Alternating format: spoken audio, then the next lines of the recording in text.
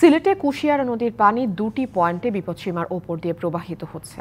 এতে ফেঞ্চুগঞ্জ, বালাগঞ্জ এবং ওসমানীনগর উপজেলার হাওর অঞ্চলে পানি ঢুকেছে। এ নিয়ে আরো বিস্তারিত জানাতে সরাসরি যুক্ত হচ্ছেন সহকর্মী প্রত্যুষ তালুকদার।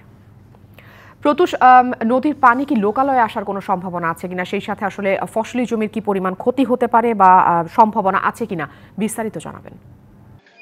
আসলে বেশ কিছুদিন ধরেই কিন্তু বৃষ্টিপাত হচ্ছিল। তো যে কারণে এছাড়া উজানের পাহাড়ে একটা ঢল ছিল, যে কারণে কুশিয়ারা নদী কিন্তু বলা যায় একটু বিপদসীমার উপর দিয়ে প্রথমত 4টি পয়েন্টে, তারপর 3টি পয়েন্টে, তারপরে পর্যায়ক্রমে আজ সকালে আমরা যে পানি উন্নয়ন বোর্ডের তথ্য পেয়েছি, একটি পয়েন্টের তথ্য আমরা পেয়েছি বিপদসীমার উপর দিয়ে প্রবাহিত হচ্ছে, এবং সেটি হচ্ছে ফেঞ্চুগঞ্জ পয়েন্ট। তো যেটি কিন্তু বলা যায় গেল বন্যার পুরোটা সময় বিপদসীমার উপর দিয়ে প্রবাহিত হচ্ছিল।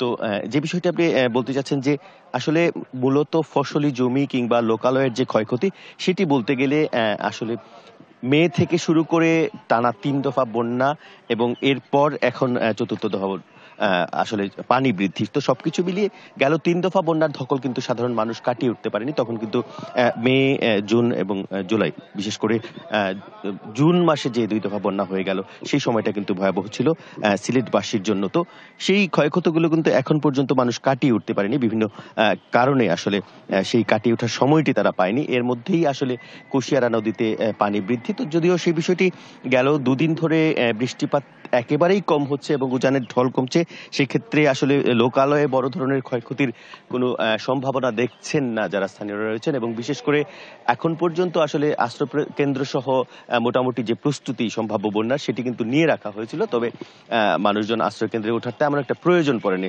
সিলেটের এই বালাগঞ্জ, ফেঞ্চুগঞ্জ এবং ওসমানীনগর কিছু অংশের মানুষের, যদিও কিছু নিচু রাস্তায় পানি উঠেছিল, তবে সেটি কিন্তু আস্তে আস্তে নামতে শুরু করেছে। এবং আজ সকালে যে খবরটি আমরা পেয়েছি, বেশ কয়েক জায়গায় পানি নেমে গেছে। তবে যেগুলো একেবারে নিচু এলাকা, সেগুলোতে কিন্তু ফসলি জমিতেও পানি উঠেছে, যদিও সেগুলো আসলে ফসলের বড় ধরনের কোনো ক্ষয়ক্ষতির কারণ হয়ে দাঁড়াচ্ছে না এখন পর্যন্ত।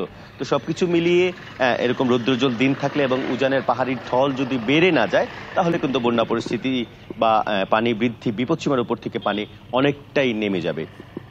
প্রত্যুষ, আপনাকে ধন্যবাদ।